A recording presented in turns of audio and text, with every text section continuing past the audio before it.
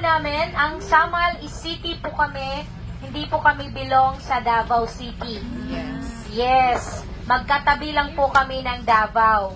Si Samal City po, or Island Garden City of Samal, ang province po namin is Davao del Norte. Si Davao City, in geography, they belong to Davao del Sur. Ayan.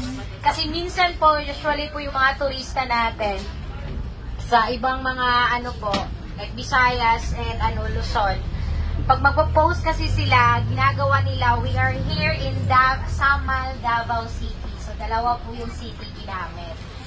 Okay? So, this is our second spot. This is the Young Beach Resort po. So, wala munang bababa sa inyong lahat kasi proceed po kayo doon sa first stopover, which is Coral Garden. So, si Ate Flor na po ang mag-take good care sa inyo kasi bababa ako para ma-set up namin yung food ninyo. Ibaba na namin yung food, i-set up namin para pagbalik ninyo galing sa first stop